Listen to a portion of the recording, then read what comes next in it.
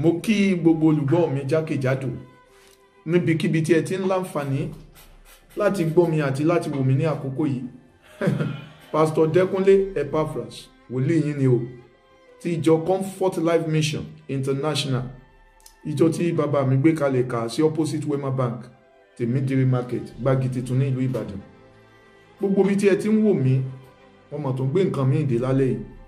Mo sọ fún yín pé ọ̀tọ̀ lọ́tọ́jọ́ Monday, ọ̀tọ̀ ní ti Tuesday, ọ̀tọ̀ ní ti ọjọ́ Wednesday. Èyí tí ẹ wá yàtọ̀ díẹ̀. Ìwọ tí wọ́n bá bí ní oṣù keje, oṣù kẹjọ, oṣù karùn-ún, oṣù kẹrin, mọ́ wò. Ẹnìkan ní kí ló dé? Àwọn ọmọ oṣù kẹfà ló lélẹ̀. Ẹni àti gbogbo àwọn ọmọ tí wọ́n bá bí ní ọjọ́ ìṣẹ́gun. Ẹnìkan ní wò lọ́jọ́ ìṣẹ́gun, ọjọ́ Tuesday. So tí wọ́n bá bí ọjọ́ Monday, díjú. Ẹnìkan ní wòlíì wa kí ló dé? Ìwọ náà gbọ́ tí ẹ lọ́jọ́ mi. Àwọn ọmọ ọjọ́ Tuesday ni wọ́n ní ìtẹ́ ń gbọ́ láàárọ̀ yìí, ìtẹ́ ń gbọ́ ní àsìkò tó ń gbọ́ yìí, ìbá àsọ̀sán ló ń gbọ́, ìbá àṣálẹ́. So wá rí ìwọ tí wọ́n bá bí yóò jẹ́ atọ́nà, because bó ṣe ń wo yẹn ire àti bí ń bẹ nínú ọjọ́ tí wọ́n bí yẹn o. Àìmọye ire tí ń bẹ nínú, Bíbélì ní ire tó ń bẹ nínú ọjọ́ tó fún ọjọ́, ó ní nítorí náà ẹ ra ìgbà padà. Òní lọ́jọ́ Tuesday, gbogbo ẹ̀yin ọmọ tí wọ́n bí lónìí ọjọ́ Tuesday, jẹ́ n sáré sọ nǹkan nípa rẹ̀. Ìkan nínú àwọn nǹkan tí mo fẹ́ sọ ni pé nínú ìwé Kólósè 4:5 ó ní ẹ máa rìn nípa ọgbọ́n sí àwọn nǹkan tí ń bẹ lóde kí ẹ máa ṣe ra ìgbà padà. Ẹ máa ra ìgbà padà, àṣírí ni.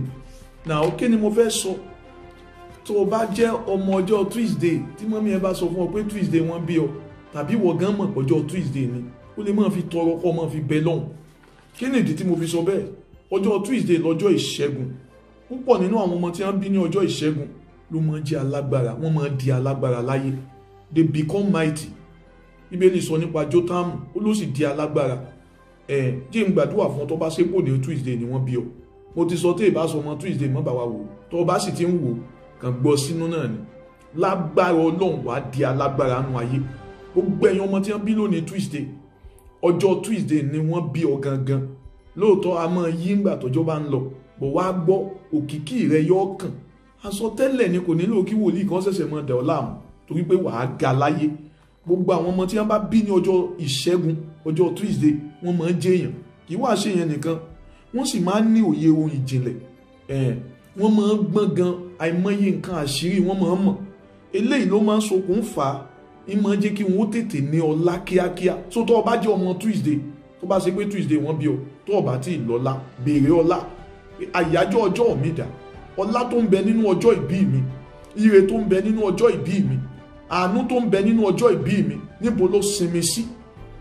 So tó o bá lè fi àyájọ́ ọjọ́ Tuesday tó o bá fi lè wá Ọlọ́run, wàá rí nǹkan tí ó ṣẹlẹ̀. Ṣé o wá rí tó o bá ti lè detect pé Tuesday wọ́n bí ọ, máa gbààwẹ̀ Tuesday.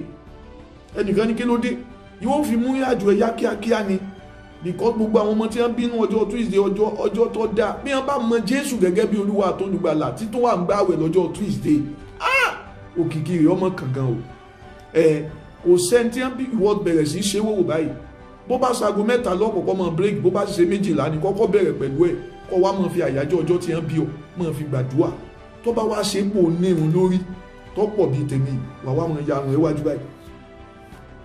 Ẹnìkan ní kí ló dé?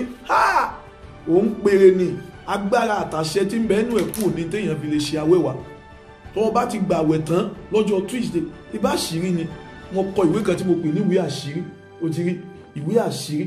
Inú ẹ̀ lọ́pọ̀lọpọ̀ àṣírí wà. Tó o bá ti bẹ̀rẹ̀ sí í ṣe, kò sí bó o ṣe ní tà, gbé ọjà rẹ lọ, ọ́ tà. Ẹ̀yin ọmọ tí wọ́n bá bí ní ọjọ́ ìṣẹ́gun, ọjọ́ Tuesday, nǹkan ni. Bí n bá lè sọ tàwọn ọmọ oṣù kẹfà, máa wá padà sọ lọ́la gbogbo ṣe ń jẹ́ ti Ọlọ́run. Màá sọ tó oṣù keje, màá sọ tó oṣù kẹjọ, màá sọ tó oṣù kẹsàn-án, títí wọ gbogbo ọjọ́, gbogbo oṣù tí ń bẹ nínú ọdún àti gbogbo ọjọ́ tó ń bẹ nínú ọ̀sẹ̀. Tó bá ṣe pò ní Tuesday ni wọ́n bí ọ, kígbe Ọlọ́run jẹ́ ń tètè dá lágbára, jẹ́ ń tètè là kíákíá. Bọ̀ mọ́ ṣaláì gbàdúrà yẹn nínú Jésù. Tó bá ṣe pé nínú Jésù ló ti gbà yóò ṣiṣẹ́. Ìyẹn túmọ̀ sí pé be born again. Wá tún wá gbọ́ nǹkan tí mo fẹ́ fi kún. Irúfẹ́ àwọn ọmọ ọjọ́ ìṣẹ́gun ló máa ń rí àṣírí. Ọlọ́run máa ń tú àṣírí fún wọn, especially tó bá lè máa jí lẹ́ẹ̀kan náà lóru. Bó ṣe ìṣẹ́jú 10 tó kàn dìde tó lajú lẹ̀ tó ń bá kùn bó omi bọ́jú. kọ wá sọ Ọlọ́run Tuesday wọ́n bí mi ọjọ́ ìṣẹ́gun ni mo fẹ́ mọ̀ rí àṣírí. Bíbélì ní àṣírí Olúwa ń bẹ pẹ̀lú àwọn ẹni tó bẹ̀rù ẹ̀. Táwọn ọmọ ọjọ́ Tuesday àwọn ti Monday yàtọ̀ o, ti Monday yàtọ̀ sí tàwọn ọmọ ọjọ́ Wednesday o. So ìwọ ló ní àṣírí lọ. Ẹ̀yin ọmọ tí wọ́n bá bí lónìí àṣírí wà fún yín. Wàá mọ̀ rí ìjìnlẹ̀. Anybody tí bá sì ti mọ̀ rí àṣírí kò sí bí ó ṣe ní tètè là. Ẹnìkan ní tí wọ́n bá jẹ́ ìránṣẹ́ Ọlọ́run wọ́n tètè ga. Ẹnìkan ní àbí Tuesday wọ́n bí yín wòlíì fi tèmi lẹ̀ fi tiẹ̀ ṣe tiẹ̀ yóò kálukú fi tiẹ̀ ṣe tiẹ̀. Èmi mọjọ́ tèmi tí ẹni mò ń dọ́gbọ́n sọ fún ọ gẹ́gẹ́ bí ìwòlíì Ọlọ́run. So irú àwọn ọmọ tí wọ́n bí lọ́jọ́ ìṣẹ́gun yìí ṣíṣe wọ́n máa ń rí àṣírí ṣùgbọ́n ìṣòro wọn ni wípé àwọn náà ní ìṣòro ọmọ líle ni àwọn ọmọ Tuesday wọn a máa jẹ́ ọmọ líle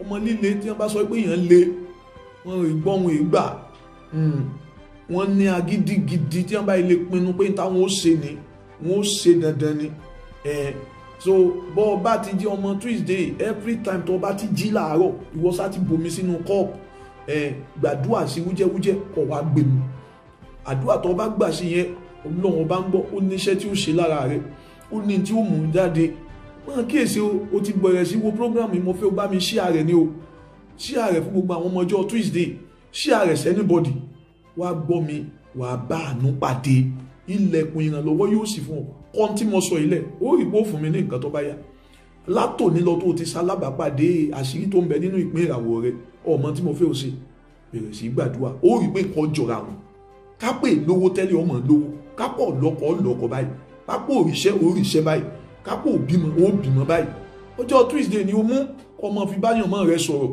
àǹdí tó wá fi kún àwọn òbí wọn gbọ́dọ̀ sápọn tó bá bí ọmọ tọ́jọ́jọ́ Tuesday láti máa fàdúrà jagun fún wọn because wọ́n ń bẹnu àwọn ọmọ tí ó ṣàánú ẹ wọ́n ń bẹnu àwọn ọmọ tí ó mú ọ ga wọ́n ń bẹnu àwọn ọmọ tí ó ní láyé ṣùgbọ́n kinní kan ń bẹ tó máa fi bú gbogbo tí wọ́n ń pè lẹ́mìí jàgídíjàgan gbogbo tí wọ́n ń pè ní agídí gbogbo tí wọ́n ń pè nínú líle àwọn ọmọ Tuesday le lọ́jọ́ ìṣẹ́gun ni wọ́n èyí ṣàdédé dolúṣẹ́gun tí ó bá jagun please bí mo ṣe rọra sọ lálẹ́ yìí bí mo ṣe rọra sọ láàárọ̀ yìí bí mo ṣe sọ lásìkò tó ń gbọ́ mi yóò wà bẹ́ẹ̀ mú ọjọ́ Tuesday máa fi gbà wẹ̀ ẹ̀yin ọmọ tí wọ́n bá bí lọ́jọ́ Tuesday máa fi bẹ lọ́hùn tó bá ṣe pò tí wà lọ sẹ́yìn mi ò mọjọ́ tó jẹ́ tí wọ́n bí ọ̀ṣùgbọ́n tó bá ti jẹ́ Tuesday lọ́jọ́ rẹ̀ má fi ṣe àwẹ̀wà ọjọ́ Tuesday agbára ń bẹ ń bẹ ọjọ́ Tuesday ó láṣìírí inú ọjọ́ Tuesday àìmọye ìbùkún tí ń bẹ nú ẹ̀ tó o bá fẹ́ mọ rí àṣírí Ọlọ́run ó ta àṣírí ọjà rẹ fún ọ yóò ta àṣírí tó ṣe láyé fún ọ tó o bá lè kíyèsí